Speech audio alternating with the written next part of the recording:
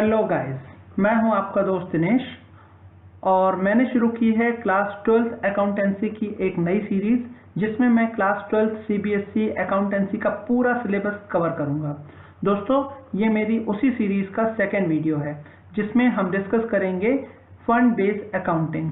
पर दोस्तों, उससे पहले मैं आपको याद दिलाना चाहता हूं कि मैंने फर्स्ट वीडियो में आपको रिसिप्ट एंड पेमेंट अकाउंट पढ़ाया था, जिसमें मैंने लास्ट में आपके लिए एक क्वेश्चन छोड़ा था और मैंने कहा था कि इसे मैं अपने अगले वीडियो में डिस्कस करूंगा।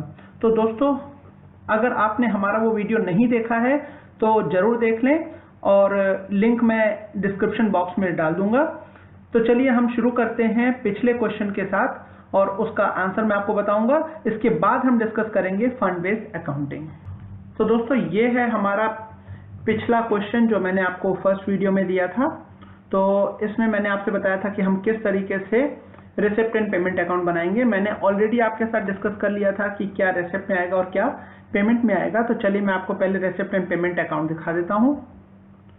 तो ये है रिसिप्ट एंड पेमेंट अकाउंट। दोस्तों, याद रखिएगा कि इसमें बहुत ही इंपॉर्टेंट होता है इसका फॉर्मेट, जिसमें आपको रिसिप्ट एंड पेमेंट अकाउंट और उसके साथ ही साथ ये कब खत्म हो रहा है इसके बारे में भी आपको लिखना होता है। ये आपको ब्रैकेट के अंदर लिखना होता है फॉर द ईयर एंडेड 31 मार्च, और जिस ईयर में आप खत्म कर रहे हैं उस ईयर का नाम लिखना पड़ता है।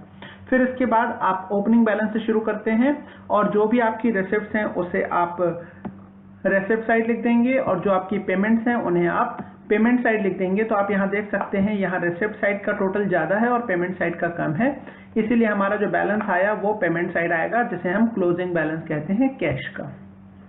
तो ये रहा मेरे पिछले क्वेश्चन का आंसर। और चलिए अब शुरू करते हैं अगला टॉपिक, जो कि है फंड बेस्ड अकाउंटिंग। क्लास 12 के बच्चों के माइंड में एक डर होता है कि ये बहुत डिफिकल्ट टॉपिक है, बहुत डिफिकल्ट चैप्टर है। तो मैं आप लोगों से बताना चाहता हूं कि अकाउंटिंग में कुछ भी डिफिकल्ट नहीं है अगर आपने उसका कॉन्सेप्ट प्रॉपरली समझ लिया है। तो इस पूरी वीडियो में मैं आपको कॉन्सेप्ट को विद एग्जांपल इस तरीके से समझाने की कोशिश करूंगा कि हो सकता है कि इसके बाद आपको ये पूरी फंड बेस्ड अकाउंटिंग इजी लगने लगे। तो चलिए शुरू करते हैं। तो दोस्तों, सबसे पहले हम डिस्कस करेंगे कि फंड होता क्या है। तो दोस्तों, इसका मतलब होता है कोई ऐसा फंड जो हमें रिसीव हुआ है या नॉट प्रॉफिट ऑर्गेनाइजेशन ने अपने प्रॉफिट में से अलग करके रखा हुआ है, जिसे वो किसी पर्टिकुलर पर्पस के लिए या स्पेसिफिक पर्पस के लिए यूज करेंगे, और इस फंड को इस पर्पस के अलावा किसी और पर्पस के लिए यूज नहीं किया जा सकता। और अब हम समझने की कोशिश करते हैं कि फंड बेस्ड अकाउंटिंग क्या होती है। तो फंड बेस्ड अकाउंटिंग होती है कि फंड को रिसीव करने और उसके डिस्पोजल से रिलेटेड जो हम अकाउंटिंग करते हैं उसे हम कहते हैं फंड बेस्ड अकाउंटिंग। तो ये जो फंड होता है वो दो तरीके का होता है, एक जनरल फंड और एक स्पेसिफिक फंड। तो चलिए डिस्कस करते हैं क्या है जनरल फंड और क्या है स्पेसिफिक फंड। तो जनरल फंड, जैसा कि आपको मालूम है कि ये अनरिस्ट्रिक्टेड फंड होता है। अनरिस्ट्रिक्टेड फंड मींस इसके यूज पर कोई भी रिस्ट्रिक्शन नहीं होता है कि हमें इसे किस तरीके से यूज करना है। ऑर्गेनाइजेशन अपने जो ऑर्गेनाइजेशन का पर्पस होता है उसमें से किसी भी पर्पस के लिए उसे यूज कर सकता है। जबकि जो स्पेसिफिक फंड होते हैं वो एक रिस्ट्रिक्टेड फंड होते हैं, जिसमें कि ऑर्गेनाइजेशन के ऊपर रिस्ट्रिक्शन होता है कि वो इस पर्टिकुलर पर्पस के लिए ही या स्पेसिफिक पर्पस के लिए ही इस फंड का इस्तेमाल कर सकता है। जैसे किसी बिल्डिंग के कंस्ट्रक्शन के लिए आपको फंड मिला है तो वो कहलाएगा बिल्डिंग फंड, मैच के लिए फंड मिला हुआ है मैच फंड, टूर्नामेंट के लिए फंड मिला हुआ है टूर्नामेंट फंड, अगर किसी स्पोर्ट्स क्लब को पवेलियन बनाने के लिए कोई फंड मिला हुआ है तो उसे कहते हैं पवेलियन फंड। इसका मतलब ये हुआ कि अगर इससे रिलेटेड कोई भी इनकम आपको रिसीव हो रही है तो आपको इसी फंड में उसे ऐड करना है और उसमें होने वाले उससे रिलेटेड जितने भी एक्सपेंसेस हैं वो उसी से माइनस करने हैं। दोस्तों, फंड बेस्ड अकाउंटिंग बनाते समय हमें ध्यान रखना चाहिए उन बातों का जो बहुत ही इंपॉर्टेंट है फंड बेस्ड अकाउंटिंग में। तो कौन सी हैं बातें, चलिए देखते हैं, डिस्कस करते हैं। फंड एक कैपिटल आइटम है, इसीलिए इसे हम बैलेंस शीट के लायबिलिटी साइड में लिखते हैं। तो जो फंड है वो केवल स्पेसिफिक पर्पस के लिए ही यूज हो सकता है अगर वो एक स्पेसिफिक फंड है। तो अगर जनरल फंड है तो हम कहीं पर भी उसका यूज कर सकते हैं ऑर्गेनाइजेशन के अदर पर्पस के लिए, बट अगर वो एक स्पेसिफिक फंड है तो हम केवल स्पेसिफिक पर्पस के लिए ही हम उसे यूज कर सकते हैं। और कोई भी इनकम जो हमें उस फंड से रिलेटेड मिली हुई है, जैसे मान लीजिए आपने कोई मैच फंड बनाया और मैच के फंड के लिए आपको कोई इनकम मिली है, कोई डोनेशन मिला है, कोई सब्सक्रिप्शन मिला है, तो हम उसी में ऐड कर देंगे। और अगर उससे रिलेटेड कोई एक्सपेंस है तो हम उसी से माइनस करेंगे। पर एक यहाँ पर सबसे अच्छा ट्विस्ट आता है, जब आपके पास फंड की वैल्यू कम होती है और आपके पास जो फंड से रिलेटेड एक्सपेंसेस हैं वो ज़्यादा हो जाते हैं। तो दोस्तों घबराने की ज़रूरत नहीं है, ये बहुत ही ईजी टॉपिक है। उस कंडीशन में आप क्या करेंगे कि जो आपके एक्सपेंसेस हैं उसमें से आप जो फंड की वैल्यू है वो माइनस कर देंगे, तो आपको पता चलेगा कि कितने रुपए की डेफिशिएंसी है, और वो जो भी अमाउंट डेफिशिएंसी का होगा उसे हम इनकम एंड एक्सपेंडिचर अकाउंट में एक्सपेंडिचर साइड शो कर देंगे। इसका मतलब ये हुआ कि फंड से रिलेटेड जो हमारी डेफिशिएंसी है उसे फंड कवर करने में कैपेबल नहीं है, इसलिए हम उसे इनकम एंड एक्सपेंडिचर अकाउंट में ट्रांसफर कर देंगे। चलिए कुछ एग्जांपल्स लेके हम उसको समझने की कोशिश करते हैं। तो ये रहा आपके सामने पहला एग्जांपल। आपको शो करना है प्राइज अवॉर्डेड। आपने प्राइज अवॉर्ड की है 5,000 रुपए की और आपको उसको फाइनल अकाउंट्स में शो करना है 31 मार्च 2020 को। तो दोस्तों आप देख सकते हैं ये एक जनरल आइटम है, इसके लिए कोई हमारे पास फंड नहीं था। तो जब भी कोई ऐसी चीज होती है जो जनरल आइटम से रिलेटेड हो, जिसके लिए हमारे पास कोई फंड ना हो, हम उसे simply income and expenditure account में डेबिट साइड लिखेंगे। इसे हम बाकी एक्सपेंसेस की तरह ट्रीट करेंगे, हम इसे किसी स्पेसिफिक फंड की तरह ट्रीट नहीं करेंगे। तो आप देख सकते हैं आंसर इसका, prizes awarded for ₹5,000 will be shown in the debit side, that is expenditure side of income and expenditure account, because there is no specific fund for it, क्योंकि इसके लिए हमारे पास कोई स्पेसिफिक फंड नहीं है। एक दूसरा एग्जांपल ले लेते हैं।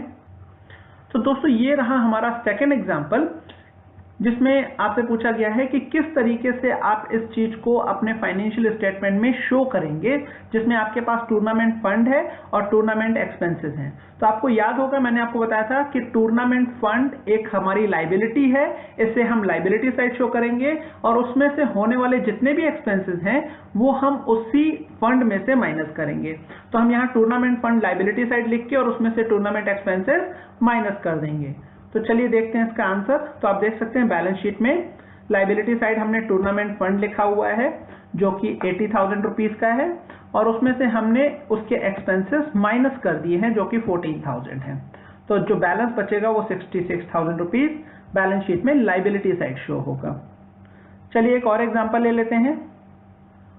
तो यहाँ आप देख सकते हैं आपके पास टूर्नामेंट फंड जो है वो 50,000 रुपीज का है, टूर्नामेंट एक्सपेंसेस 15,000 रुपीज के हैं, और टूर्नामेंट की टिकट्स आपकी सेल हुई हैं 20,000 रुपीज में। तो मैंने आपको बताया था कि जो भी आपकी इनकम होती है उस पर्टिकुलर फंड से रिलेटेड वो उस फंड में ऐड हो जाती है। तो हम 20,000 को 50,000 में ऐड कर देंगे और उसमें से उसके एक्सपेंसेस 15,000 रुपीज माइनस कर देंगे। तो चलिए देखते हैं इसका सॉल्यूशन। तो दोस्तों आप देख सकते हैं कि हमारे पास टूर्नामेंट फंड था 50,000 रुपीज का, जिसमें हमारी जो टिकट सेल हुई उसकी इनकम हमने इसमें ऐड कर दी है, और उसमें से हमने जो टूर्नामेंट के एक्सपेंसेस हैं वो माइनस कर दिए हैं। तो हमारे पास टूर्नामेंट फंड अभी भी बचा हुआ है 55,000 रुपीज। चलिए एक और क्वेश्चन ले लेते हैं। ये आप देख सकते हैं कि आपके पास यहाँ पर दो क्वेश्चन हैं, केस 1 और केस 2।